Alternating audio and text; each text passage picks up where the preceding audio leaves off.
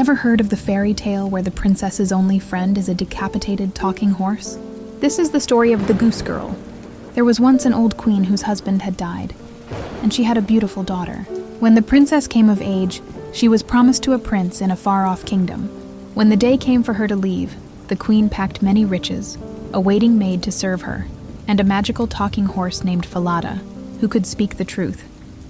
Before the princess left, the queen pricked her finger and gave the princess a cloth stained with her blood. "Keep this safe," she said. "It will protect you." On the journey, the princess grew tired and asked the maid to fetch her water. The maid refused, saying, "If you want water, get it yourself." The princess knelt by the stream and drank. She did this again later, and both times the blood-stained cloth whispered, "Oh, if your mother knew, her heart would break in two." Eventually, the maid threatened the princess, forced her to trade clothes, and made her swear never to tell anyone under pain of death.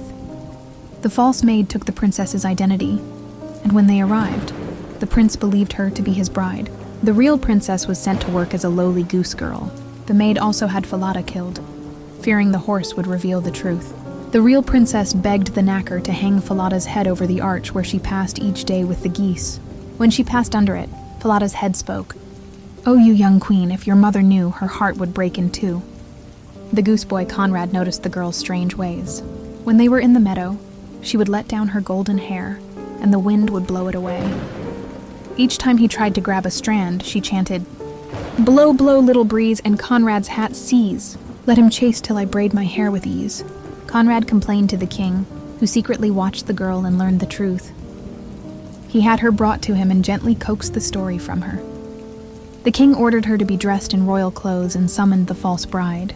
Then, in a clever trick, the king asked the false maid what should be done to someone who betrays their master's trust.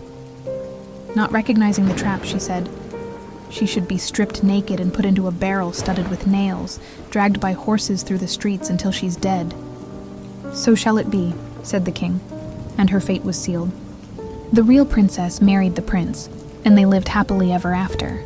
She was born a princess, but one cruel betrayal turned her into a peasant girl, and no one believed her, until they did.